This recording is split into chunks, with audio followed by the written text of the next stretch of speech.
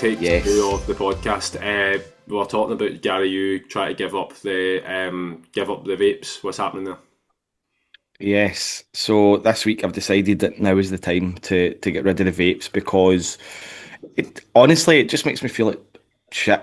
I can feel myself getting a wee bit more gassed when I walk upstairs.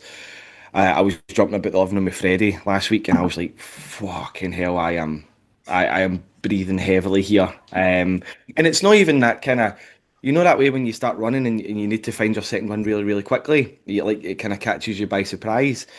This felt heavy in my chest. It felt like a fist in my chest, if that makes sense. Like just really fucking wow, I should not be feeling like this. I'm a health supposed to be a health professional and I'm fucking struggling to jump about the living room with my 10-month-old baby, you know what I mean? So now's the time to give up the vapes. I threw mine in the bin. I sent a wee video into the bio fitness group chat and I was taking the pod off the vape and throwing it in the bin and I Giving was it like, to it. yes, come on. So it's been going a lot better than I thought. The thing that I've noticed the biggest difference with is my hunger cravings. They've gone up. Not even the hunger cravings as such, more the sweet tooth cravings, because that's essentially what I was using the vape for. Anytime I felt hungry or wanted something sweet, that would take the edge off it. But now that I don't have that, I'm like, fuck, I can feel this. So yeah, the last couple of days I've been eating about 3,000 calories, which for me is roughly my maintenance. So it's not done any damage. If anything, it's actually helped me get through the last couple of days with having less vape. But I'm excited to get rid of it. Honestly, I think it's only going to be a good thing. In fact, I know it's only going to be a good thing. Eh? Shannon, I think you were saying about the reason you got into smoking was because it suppressed your appetite. Yeah. So when I was like 14, 15, all the girls, hello Milo, thanks for joining us. It's about time you came to this podcast. Um, all the girls, we were trying to stay skinny. Now, bear in mind, I'd say I was a size nothing, but in my head, I was like, I'm mahoosive because I don't have a thigh gap and, my collarbones aren't sticking out. So one of the girls discovered that, like, you don't get hungry when you smoke. So I'd say 15 of us in the year started smoking purely because this girl's like, I don't feel hunger. And to be fair, like, I'd go the whole school day not eating lunch or nothing, just smoking. And that's literally where it started from. And now here we are, 30 years of age, still smoking.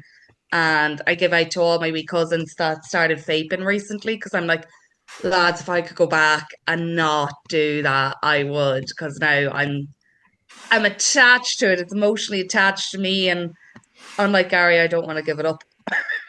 Question, Shannon. Did your Yeah. did your mum smoke? Yeah, so I was surrounded by smokers my whole life.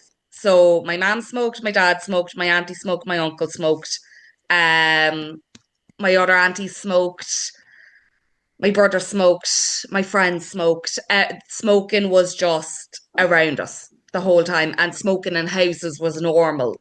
Like I Aye. remember going to the pub as well as a child, and like smoking was normal. Yeah. So Tussa probably would have been rang on my parents if they know that I was in a pub that was full of smoke and they were drinking. so Different times, guys, different times. The good old days. right. So Good old days with your Sidona. two things on that. Right. Firstly, I think when you're like, I can't understand MD who's like 15 years old wanting to start vaping, smoking, whatever. But then you also look at it's packaged in these bright colours, and you can now smoke like a mango, whatever. And you see so many of them doing it. But very difficult to break that habit when you're surrounded by people. I say that as Finn's currently charging into the room, but very difficult to break that habit when you've got everybody around. We actually brought this conversation up. Jen and I were talking about one of the girls in her work is started Manjaro, Ozempic, whatever you want to call it, one of the GLP-1 things. And we're talking about like she's 19, but then her mum took it as well. And I'm like, it's very difficult when you've got family members and everybody around you doing the thing to like break from that because you do copy that. And I actually did bring up Shannon and her vape because I was like, Shannon has absolutely no consequences to what a vape is because she's always been surrounded by it. Family's been surrounded by it. Adam vapes. Like for Shannon to actually break the habit of vaping isn't just a I want to stop. She's going to have to look at everybody around her who all do the same thing, and she's going to start to feel the pull of being left out of that, and that's what then creates a bigger barrier. But what you can take from what that conversation is, fat loss becomes really difficult when you're surrounded by other people. You sent me that thing today, or you sent in that thing, Gary, to the chat today. Did you watch it all? No, I'm about 20 minutes in. I got 10 in. Yeah. By the way, hello everybody and welcome to the Oh, By yeah. Fat Fuzz podcast. The thing that Kyle is referring to is a YouTube video. So there's a channel on YouTube called Jubilee, and a lot of people might have heard it, a lot of people might not have. And essentially what it is one person sits in the middle of a room and at a table, who has maybe some controversial opinions or specific beliefs, and they're surrounded by 20 people on the outside who essentially disagree with what they're saying, and then they'll debate. So the person in the middle will make a statement, and people around the outside will fucking charge towards the chair across from this person, so they can then debate the statement that the person in the middle has said. Did I explain that nicely there? Did that make sense? Yes. I'm nearly sure your man Charlie Kirk was on one of them before. I feel like I've seen clips on like TikTok or something like that of him I think debating. I think he might have been on that before. I'll tell you, he's not on them There's a few anymore. people that's on it. Oh fucking hell. Anyway, that was it was all staged anyway, wasn't it? Set up by Israel apparently. Israel and his wife apparently. Anyway, yeah. So the the one that we're referring to that we're watching just now is Gillian Michaels, who she is a health expert, a health and fitness expert. However, I don't one, I don't know enough about her to actually comment on her, but two, she's one of the coaches on The Biggest Loser. So straight off the bat, I That's why don't. she looked familiar. I couldn't place why I knew her face. Yeah, so straight off the bat, I've kind of got that. It's a little chip in my shoulder. I don't really agree. I don't like The Biggest Loser. I think it's an absolute fucking joke. They're using human beings to essentially make an arse of. Anyway, that's a story for another day. But she's surrounded by 20 body positivity movement, or 20 people that's in the body positivity movement. And it's a really, really interesting watch. But what was it, 2 minutes, 30 seconds into the video? She'd made one statement, and I was triggered immediately from the first person that were up to debate her. Yeah. Because it's just, I've said in this podcast before, right? I'm all for body positivity. Love the skin that you're in. Fucking flaunt it. But when it's getting to a point where you're telling people that it's healthy to be plus size, it's healthy to be obese, it's healthy to have excess body fat on your skeleton, on your frame, then that's when I start to have a bit of an issue with it. The fact she said she was triggered by the O word and she wouldn't even say the word Oh, obese, I was like, lad, we are snowflaking here now. You're a 40-year-old woman. Grow the fuck up. It's an she's saying actual term. It's not a slander word. It's a term. she's saying it's an offensive term. Obesity or obese is an offensive term. If you're being offended by a word like obese, then that is a you problem, like Go big touch some time. grass. Fucking hell, get over yourself. Like it is a genuine term. Here's a question, Kyle. Were you going to touch on anything there? Because I've got a question for you. Well, firstly, what was the? Do you remember the name that they preferred to refer to rather than obese? Um, Bigger wait, person or something like that. I can't remember, to be fat, fair. fat person body, Or Fat-bodied trapped in a person. fat person body or something. fat bodied person. Yeah. But Shannon touches on something really good there because you got straight away.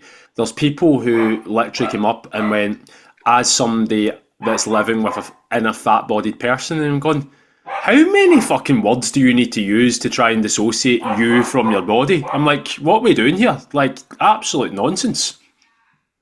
Yeah, it's crazy. Like, and obviously Rocky's not happy with the term fat-bodied person as well, which I'm No. fucking fully behind.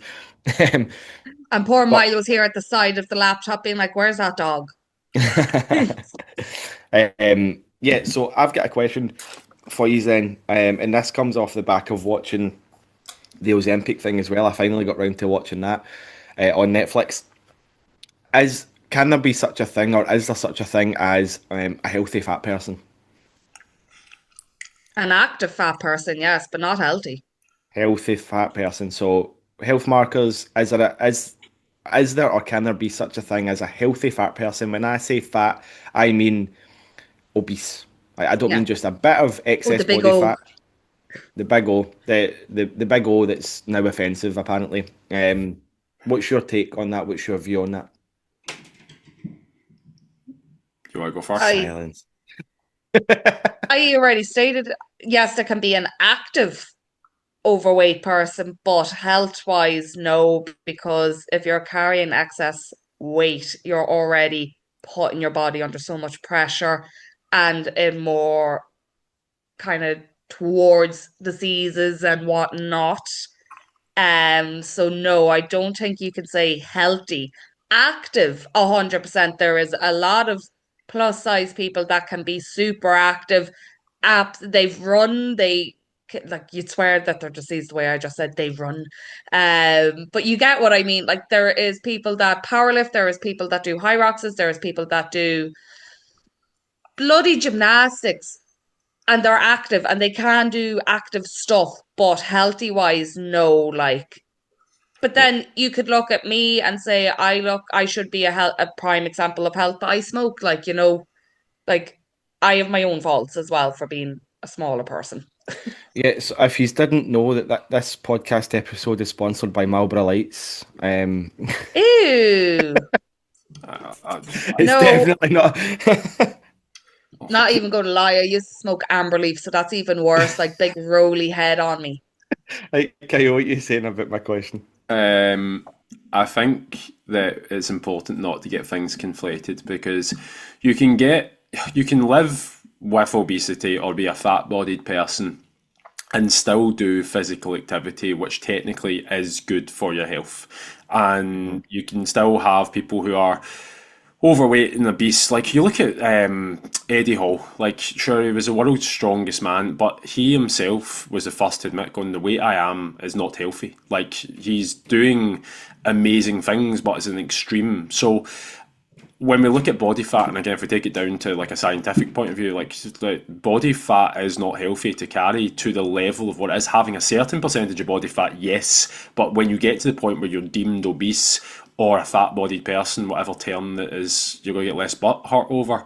I think when we look at it, it's like body fat doesn't just present itself like as like tissue you need to carry that has a demand on the heart. It presents itself viscerally in your organs, and that's where the issues start to rise, because that's where it can create cancers. It can cause like bigger health effects, high blood pressure. You are putting actively more demand in your heart. There's straight correlations between how much body weight that you carry and, like, again, heart rate, resting heart rate, recovery. So all of those things, like, you can argue whether you feel that you're healthy or not, but like scientifically, you're not healthy if you're obese. There's no two ways around it. It doesn't matter what my feelings are on it. It's facts, is you're not healthy.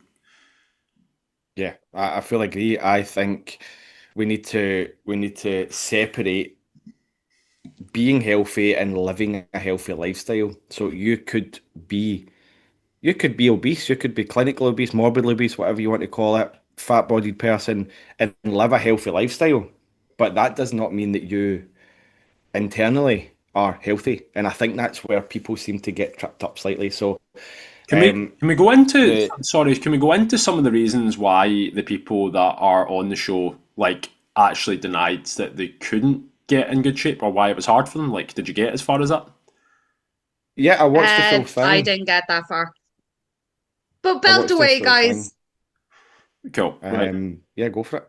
So when it comes to being overweight or a fat-bodied person or whatever, when the girl was up there and she was having the conversation with him, a lot of the time she was literally just disputing like the facts versus their Oh, Yeah, My apologies. Are you talking about the video, the YouTube video, or the Ozempic thing? the YouTube video. Yeah, that gathered. Oh, sorry. No, Yeah, no, you're good. yeah, my bad.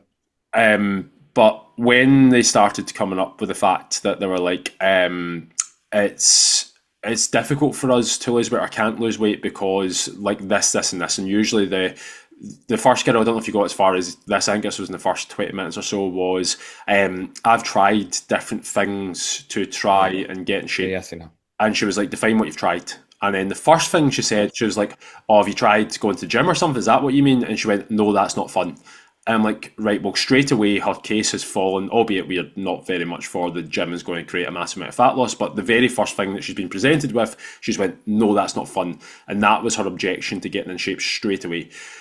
I think a lot of the time, people again we're so comfortable with things right now that like we're creating a movement that I actually think is extremely dangerous in terms of like allowing people to be okay with not like everything needs to be touched on this last week, but everything needs to be fun.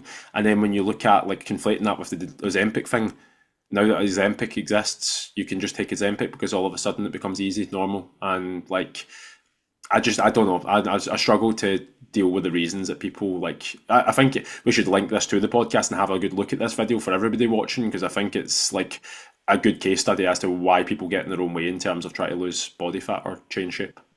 Yeah, yeah. I'll post a link in the show notes, so you can go and have a watch. It's about an hour and a half. I think it would be worthwhile you sitting down and actually having a listen to both points.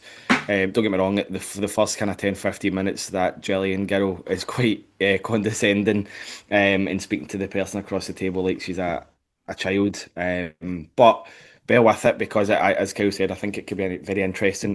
One of the things that she did say though, and I actually liked it, and I'm like, I'm going to use that. Like, I'm taking that, was when she was speaking to the woman that said that she doesn't go to the gym because it's not fun. She said she doesn't. She's tried to lose weight, but she doesn't like going to the gym, or she doesn't like doing, what X, Y, and Z, whatever it was. And the Jillian girl, or the Jillian woman, sorry, said to her, right, you don't like going to the gym and you don't like being overweight. You need to decide what you don't like more. 100%. Which for me is that just, I was like, fucking wow, like I am taking that, I am using that, because we can refer it back to fucking anything. I don't like calorie counting. Yeah, but what do you know, like more calorie counting or being fucking in physical pain when you climb stairs? What is more important to you? Taking 5 minutes to know what's in your food, or taking 5 minutes to walk up one flight of stairs because you're fucked? You need to decide what you don't like more. So Sorry. one of the bigger reasons, actually, I think this is one of the more important things. A lot of like check-ins that I would do with clients, and you guys will be the same, would be everybody's like, oh, it's move more, eat less. And it's like, it's very little to actually do that. If you boil it down, of course, surface level stuff, that is what it is. But actually, it comes down to relationships with people, family, yourself, and what that means. And the girl, her name's Jillian, is it? Sorry, the girl from The Biggest Loser? Is it, am I right? Yeah. Yeah. She actually touched on one of the case studies because she was like, do you know why it's so difficult for people when they lose body weight, that they rebound? She was like, I'll give an example of a father and son who came on The Biggest Loser that both lost £100. The problem is when we done aftercare and follow up, we went back to their home, and when they went back to their home, the mother was there and she massively withdrew because it's almost like, in her perspective, they didn't keep up their end of the deal, and she felt there was a massive mirror on her. So what did the son do? The son started eating with the mother because there's comfort in that, and then with that he rebounded to the point where it's like there was a gap between emotion there. He went back on board with that, and of course when they two are doing that, the father had a decision to make as to whether he goes back on board with that or not. And before you know it, you're back into that comfortability and you lose belief that you can do it long term. That's where most of the issues lie for people, and that's why I actually at the start of the podcast touched on, again, environments with vaping, smoking, everything else. That's why it's so difficult for people. It's not because it's physically impossible to do, it's because your relationships with the people around you, it has a massive impact on that. And what coaching and good coaching should do is actually help you deal with those situations rather than just calories in, calories out, because that's really where people struggle, rather than going, oh, it's about counting calories. It's not about, it's very little to do with counting calories, and more so to do with how you deal with the system structures and like emotions that you have around it. Yeah, fully agree, 100%. I'm going to flip it back to the Ozempic Netflix documentary for a wee minute. Is that all right? Yeah. Um, Obviously, it's all interlinked. What we're talking about, people struggling to lose weight, or people thinking it's hard to lose weight, to then people using a pharmaceutical drug to essentially help them lose weight.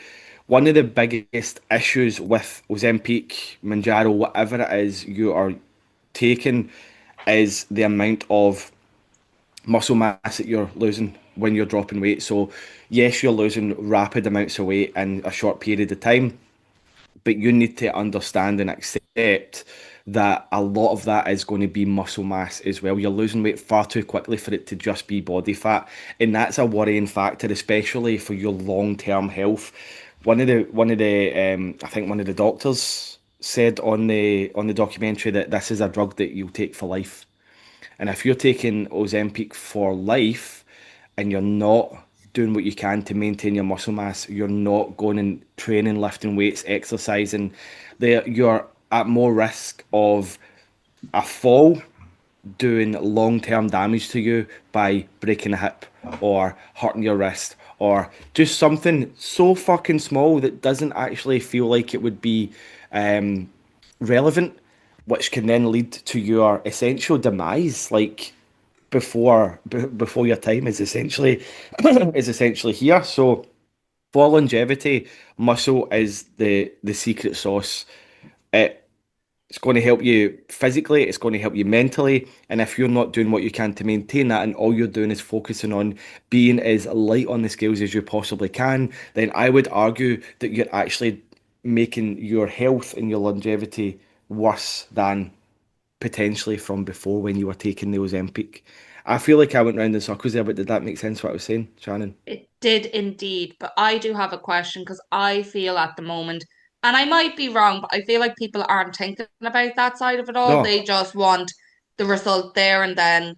Like everyone knows that if you're losing weight, if you're looking to drop body fat, you need to have calorie deficit, you need to be getting a bit of movement in with your steps, and if you want to creep shape, it's going to the gym. But people don't want to do that, and I think Yeah. like I don't know if it's just me that's feeling. I feel like people are just they know that's what's going to get them there, but they don't want to do that because that's going to take a little bit more effort at the moment, and it'd just be easier to take this and just we'll deal with the consequences later on in life. Of course, of course. And one of the professors or whoever it was in the show actually said that this is essentially a social experiment on a mass scale. And that is exactly what it is, because we do not have long-term data to correlate like the what's happening right now. We do not know what's going to happen in the future because we do not have the information and the data available. So 10 years, 15 years, 20 years down the line, we will have a bit more information and data that we can then refer back to. But for now, people are losing weight far too quickly for it to be healthy.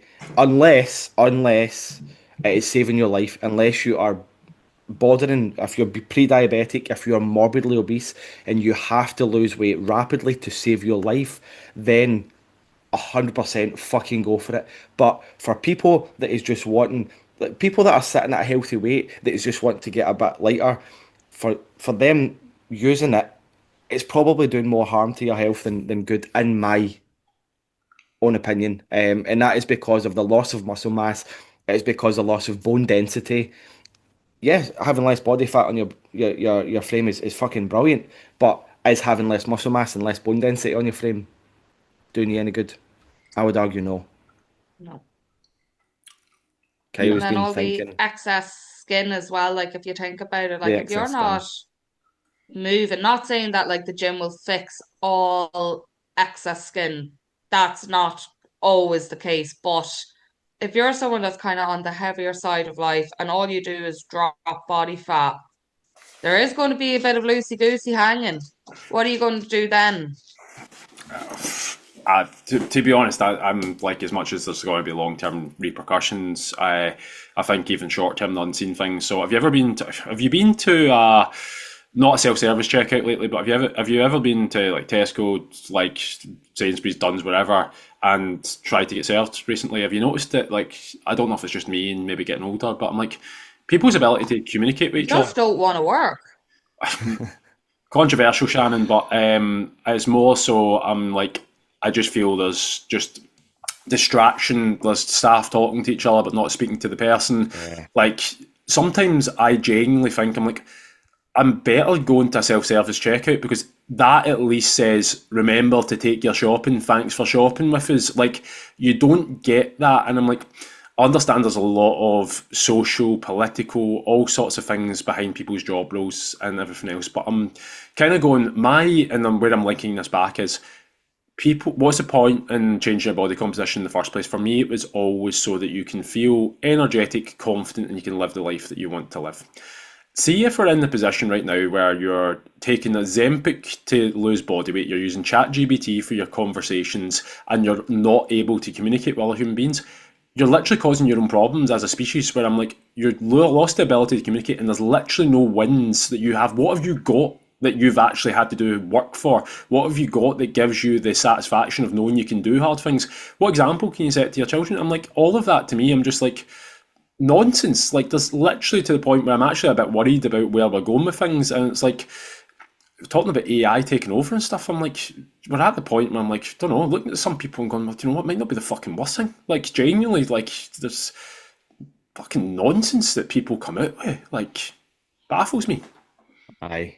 Maybe Israel should use their nukes and just fucking. We should all just start again, start afresh. Do you know I what? always say to Adam, I want to run away, but like the more you think about what's going on, I'm like, yeah, that I'm done with the world. Like, stop the world and let me off. I'm done. I don't think it's stopping the world. I do get what you're saying, but like I think there has been an increase. Like we'll tie it all together. The manosphere stuff, right? So the Oh, manosphere. we loved the documentary in the last week, didn't we, guys? Oh, again, I think Have you that's watched it, Kyle? yeah, but I think this is also systemic as to where we are with society, where most of our education is coming from documentaries and Netflix, which I think is absolutely madness because a lot of people will watch Yeah. these things and go, well, that was entertaining and move on with their lives. But some people will go, oh, yeah, they must be right. That's like for Ozempic, like it was one big trailer for Ozempic going, class, I'll jump on that. The game changers when it came to veganism, vegetarian, like, yeah, I'll do that. That sounds great. The manosphere stuff, like, um, when you look at that, I think you look at every single person there. The one that was probably the most honest was the Tiki Talkie, whatever his name was. Hmm. Yeah, whatever his name is. Harrison's his real name. Yeah, HS Tiki Talkie, I think his name is whatever. But on Instagram or TikTok or whatever. But he was at least open and honest enough to admit he's like, I don't think he believes a word he says, but he's like, I'm doing this No. to get clout. I'm doing this because people will buy. I'll do this. And like, imagine explaining to your ancestors that this guy is famous and makes money and trying to explain what he actually does. Like, madness. Your great grandfather be like, he does what? He what? Like, Hmm. it makes no. Goes live. But what I think that shows is we take that to health and fitness. Look at the people that are speaking the loudest on Instagram and what they say. Like Eddie Abu, V Shred. You can put things out there and they know that they'll get likes and clicks and everything else because it's so unregulated. But I think it's so harmful for his long term. Like it's like it actually makes me a wee bit sad. I'm going, oh, you can blame the people and like as easy as it is to go, oh, Sandra's on Ozempic, like there's better ways. It's not entirely Sandra's fault that she's been promoted V Shred's body type diet and Eddie Abu's thing, and she doesn't have a clue what's good or bad anymore, and just went, you know what, for 160 quid a month or whatever it is, 200 quid a month, I'm just going to take this wee needle, and you know what, that's going to solve my problems without having to listen to anything else. Yeah, 100%, mate. It's just such a big fucking melting pot of absolute melts. As I said, stop the world and let me off. I'm done. I know. It's fucking difficult. If you are completely clueless as to how to get in shape, lose weight, improve your lifestyle, and you were to go on Instagram or TikTok, yeah, as Kyle said, like you're in for a whole world of hurt and confusion because there is no regulation, there is no governing body to make sure that everybody's singing from the same hymn sheet. And the people that you do see most of are people that is on either side of the spectrum who are being the loudest about a very, very controversial topic. Like, as Kyle mentioned, Eddie Abu, fucking anybody that is got thousands, millions, whatever it is, followers, they're always the loudest about a very controversial topic. Then you get the people in the middle who, like us, we don't have millions of followers, but we are fucking hell, I've lost the word. I've lost the word I'm looking for. We are empathetic, we listen, we know what it is you're actually looking for, and we try and help you through it rather than just trying to push a specific agenda on you and then make it out like it's fucking your fault if things don't work out. Do you know what I mean? Yeah. Speak for Uh, yourself, because a few minutes ago I was just like, I feel like everyone just wants the easy option. that's the thing though, like the easy option is always going to be an attractive solution or an attractive option. Like, you think I don't want the easy option? Oh, fucking, of course I want the easy option. If there was an If easier I way, could get away with doing what I want and yeah, just be in shape, oh, dreams. 100%. That's the thing. It's attractive. If there was an easier option, I'm sorry, I would love an easier option, but I know from what I know and the research that I do and the people that I talk to that it's probably not going to be the healthiest or the best option for the way that I want to live my life. See if I didn't care about muscle mass, see if I didn't care about not breaking a hip when I was fucking 60 years old, I would probably go for it as well, to be honest. Is that the way I want to live my life? No, I want to be healthy. I want to be happy. I want to be walking up fucking hills with Freddie when I'm 60. I don't want to be struggling to get up off the toilet pan when I'm 60. So I need to take that into consideration. Some people might not want that, and that's fucking fine. Like, you're free to choose whatever you want to choose. You're free to live your life the way you want to live your life, and that's not what we're saying. However, if you want to be healthy, if you want longevity in your life, then you have to make the right decisions, not just the easy decisions. Kyle. Mr. Watson. You're free to make decisions, but like you also need to do your due diligence in those decisions Yeah. as well. I'm going to ask you to, have either of you ever seriously considered becoming a drug dealer? I would be lying if I said it hadn't crossed my mind, no, because it's easy fucking. I don't want to say easy money. It's not easy money, but you can make money. Yeah. I had considered it before because my thought process was I don't do drugs, so I'd be very good at dealing drugs because, well, I won't take my own stash.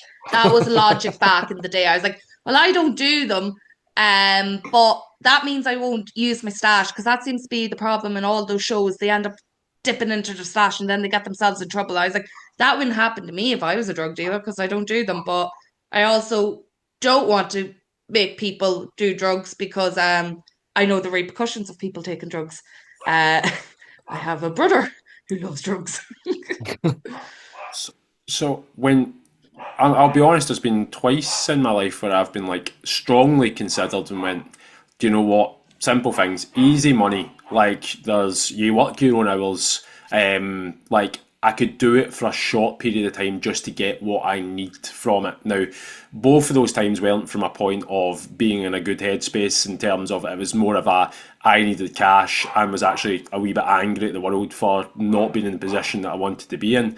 But with that, doing your due diligence, that all comes with a cost and a risk and everything else alongside it. I think the thing that's always held me back is, in this before I had Finn, I was like, when I have children, how can I ever, ever, ever have a serious conversation with them about getting what they want from life when I know deep down I've done something that I wouldn't be happy telling them what to do? And I'm not making it out as if I'm perfect, but at the same time, I can hand on heart go, I've not really got many regrets in life. I've made mistakes, but I haven't done anything that I fully know is I'd be embarrassed to say to somebody that I've done it. So when it comes to like, I know there's desperation, and like if your desperation is your desperation, but everything comes at a cost. It's your job to find out what that cost is. There is 110% a cost to Monjaro, steroids, Ozempic, like crash courses, diets. There's a cost to, like again, as we've seen on that whatever it was, the Giro Gillian, whatever it was, having the conversation with them,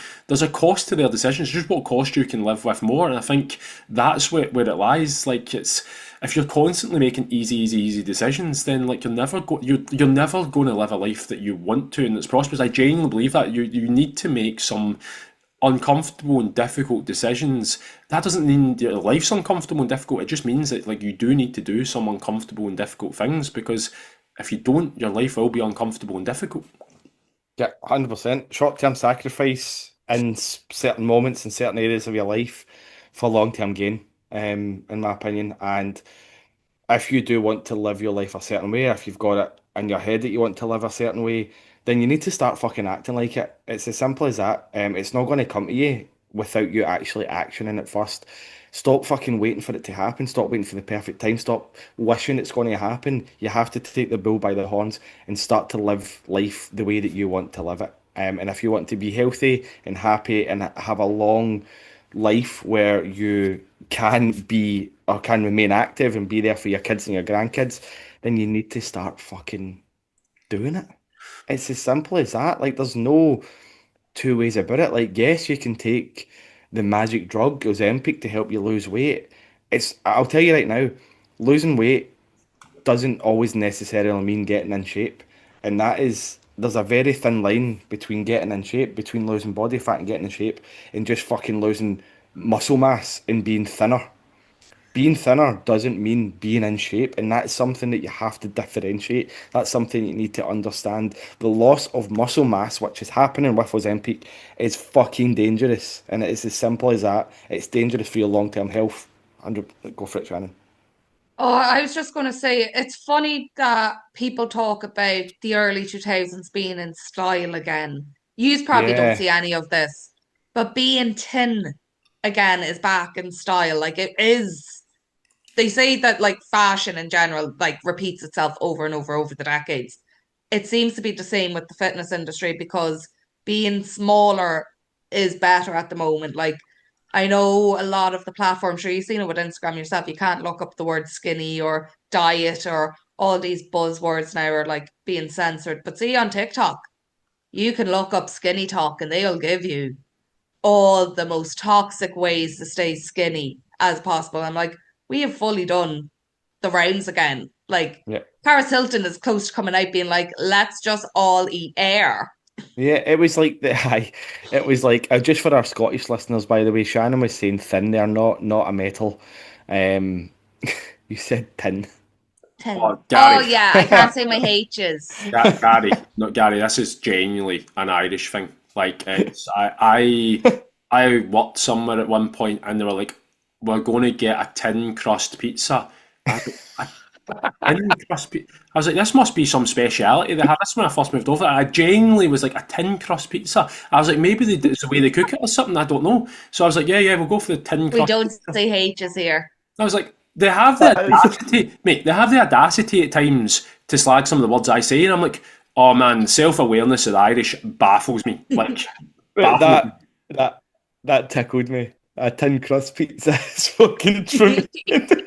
Mate, honestly, like this is when I first moved over here, and I worked in a call centre for a very short period of time. And without a hint of irony, this same guy has asked me at times, "Do the Americans understand you on the phone?" I'm going, "What? Tin crust pizza?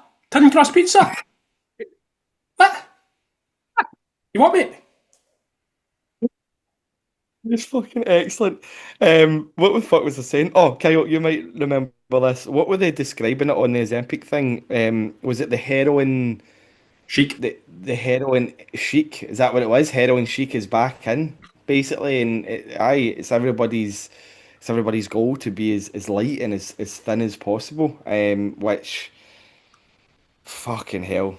I mean, they do say history repeats itself, so we're just going to continue to do this loop. In 10 years' time, when you find out Ozempic has absolutely royally fucked you up internally, there'll be another drug on the market that's going to keep the weight off or make you thin or make you skinny, probably make you shut your guts up. There'll be At someone else's arse that will be admiring to get the no more Kim K arse. There'll be someone else's then. 100%. So, And I think, yeah, sorry, no, mate, you you go go, on. Kyle. I was just going to say, like, we are living a social experiment en masse right now, and it, it's scary as to how many people are mindlessly doing it without having any solid research to back it up. It's fucking terrifying because everybody wants, or not everybody, a lot of people want the easier option without having to do the hard bits, which is what Kyle was saying about making the hard decisions now is going to lead to a better life long term. Like, I think what I'm quite good at, not immune to it, but quite good at, is just blocking out all of the shite that some people talk. And I hear Jen currently, every time we pass like the petrol station or whatever, she's like, "Oh, look at the price of diesel," and then talking about like how we're in a recession again. And I'm like, Jen, being honest, since I'm old enough to remember spending money, I have heard constantly living crises, housing crises, the price of diesel. I'm not saying that these things don't happen, and it's clear as day there's numbers that are rising. But I'm like, at the same time, there's always been a crisis. There's been a crisis of everything all the time. It's just spun in a different way. The government's always trying to get more money from you. There's no way of dressing that out up. You can look through history and there's just constant. I know there's slight periods of imbalance, and I'm sure there's people listening to this going, no, but we're definitely in the worst situation. We might be, but at the same time, the quality of life that we live these days, like most people have multiple screens in their house, a Wi-Fi connection. If you listen to this podcast, I'm pretty sure you're doing all right. Like you can survive. So like wind your neck in a wee bit before you start getting at me. But I think blocking out noise is something. If your diet consists of listening to negative people, and your diet's more than just what you eat, if you're constantly listening to shite, like you're going to be affected by that. And when you're talking about like these like trends coming in, I don't actually think it's a bad thing having uncensored stuff. Like, I'd be honest, like when you get censored stuff coming in, it's more so you're then actively trying to shape people's viewpoints and stuff. It fries my brain how, whilst I agree, fat loss is overwhelming for a lot of people. A lot of the stuff that like we are putting out is censored and reaching like 12 people because like we talk about it. So you're not allowed to talk about it is a better idea. And it's the same thing as when the people are talking about don't call us obese. I'm like, well, just because we're not calling you obese doesn't change the fact that you're obese. You can call yourself a fat bodied person, but it's still going to be an issue. Like if you can censor fat loss stuff all you want, it's still a rising problem that people have. We've gone from in the 90s, because I remember this, it was calorie counting. I remember literally reading protein packets at the time, and it was like talking about fat loss, muscle gain, and maintenance. It was like calories higher, calories lower, calories like lower again, and you're going, oh yes, that makes sense. And then went into early 2000s, going, remember the PTs that going, you're not losing weight just because you're not eating enough. Like you need to have Yeah. Starvation mode. yeah, telling fat people that they're not eating enough. I'm like, yes, that sounds convincing, Robert. Your metabolism's broken. And then it went into you can eat what you want as long as you're tracking your macros. And then it went into the ultra processed stuff where if you're having too much processed foods and not clean eating, your problem lies there. And now it's just we've completely been exhausted by so much of it. It's actually gone slightly back to calories in, calories out, but actually just gone Ozempic's probably the way to go. Yeah. See, when you were talking about the crisis, every couple of years there's a different crisis, or it's just constant crisis. That reminded me of a meme that I seen a couple of weeks ago, and it was saying every few months we seem to have a moon that we're seeing for the first time in 10,000 years, and it's fucking true. How many times have you seen? Oh, tonight, next week is the strawberry moon that's not been visible for the last 3,500 years. Every few months there's a different fucking moon, and it's the exact same as what you're saying, Kyle. Every few months there's a different crisis, and it's always worse than the time before. As you said, yeah, I can noticeably see like the price of diesel right now is fucking nuts, but there's never been a time that I can remember, apart from maybe COVID, when the fucking, what was it, like 70 pence a litre or something that the petrol came down to. Apart from COVID, when nobody was fucking using fuel, can I remember a time where it was low, apart from like maybe the 90s, maybe the early 2000s, when I wasn't fucking driving anyway. But that's probably when you see the comparisons as to what like bread and milk cost 20, 15, 20, 30 years ago to what it is now. It's just got gradually worse and worse and worse and worse. So when does the crisis end? When does it stop? When do we go back? When do we come out of this recession that we've been in for fucking 15 years? I We don't know. need It's all another confusing me. boom. Bring No, back we don't. Celtic Tiger. Great fucking times. Holy God. I thought I was a millionaire as a child. We were What going on what holidays all the time. I was like, this is fucking brilliant. what's the Celtic Tiger? Oh, it was that like Ireland was booming with money. Like there was not enough money. Everyone had money. It was fucking brilliant. You were going out 7 days a week with your family for dinner, multiple holidays a year, mortgages. Anyone could have one. Take it. And that's what led to the massive recession in Ireland then because the yeah, money ran out. I was going to say that's probably where the recession came from. Yeah. But do you know what? Growing up in the Celtic Tiger, incredible times. I got an electric scooter for Christmas one year. Didn't need it. Did not fucking need that shit, but we got it. I think there's massive problems with that I don't even know if I want to get into. But have you ever been? I said this. I think I've said it maybe on a podcast. I can't remember. But there's certainly been points in my life where I'm like, I'd love to win the lottery. But then I actually look back and going, see if I won the lottery at 22, 23, I'd honestly probably been, if I wasn't dead by now, I'd be in a severe state of depression because I'd like have no self-worth. I'd have went and going, yes, it'd been great going to beaches in Barbados and stuff, but at the end of it, you're going, I've achieved and accomplished nothing. And it's not ever money that makes you happy. And I understand that going on multiple holidays can certainly take the edge off being sad for a lot of people. But at the same time, it's your self-worth, I think. And building your self-worth comes with challenge. The biggest issue that most people would have is if we don't have problems, and this is where the news is about distraction and stuff, you will create your own problems. Like genuinely, like I'm sure we've all experienced it. You ever have a mate or a family member who just has a wee bit too much time in their hands? They have no problems, but then all of a sudden it's like they just make the biggest problems out of nothing because they need to have problems. People need to have problems. It's just the level of problems and your ability to solve them. But like self-worth comes from having problems. So like I've watched people with all the money in the world sit in the house and then tell you they've got all these problems. I'm going, you don't have problems. You just have too much time and not enough direction is what your problems are. Mm-hmm. Aye, completely agree. I just wanted to live the, like, no thoughts. I'm 8 years of age again there, Kyle, and you're going in with your problem solving. I was Shannon, on about how fucking life felt pretty G back then. It was kind of like, oh, not right, a okay. care in the world. Can I ask you then, question wise, genuine question? What is the Oh difference? God, I'm scared. What's the difference with what you just said versus somebody on Ozempic? You want the easy way to solve all your problems, and you don't think there's a cost to it. Tell me what the difference is. Well, I just wanted to relive that moment for a quick moment. I don't want it for the rest of my life. I can't be going around with an e-scooter for the rest of my life. I live in the countryside. Right. So, do you think after having all the money that you ever need, that the point where somebody takes that all away from you and goes, "Oh, by the way, that time is now run out," that's going to be a very pleasant feeling and not affect your mental health? True. So this is exactly my issue. People want the thing until they realise actually what the cost implications are to it. There is a cost to absolutely everything. You become accustomed to things, but there's a cost to everything. My cost to you, looking at you in that situation, I don't want to get overly deep, but I am, is if you take that Really out. like them. But Shannon, if you took that, if somebody gave you all the money in the world tomorrow, I guarantee you within probably 2 years of your life, you are going to be the most depressed version of Shannon. I almost guarantee it. Can we get more depressed than me?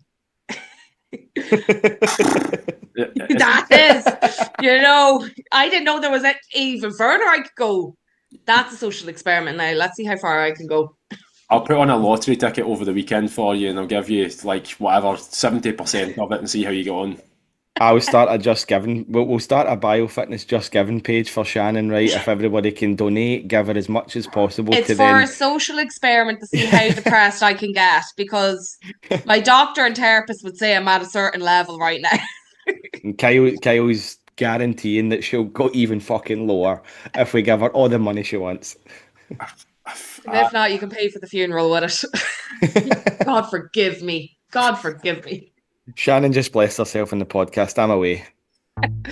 Thank you, Dave and Toby, for the tunes, and hopefully you learned something today.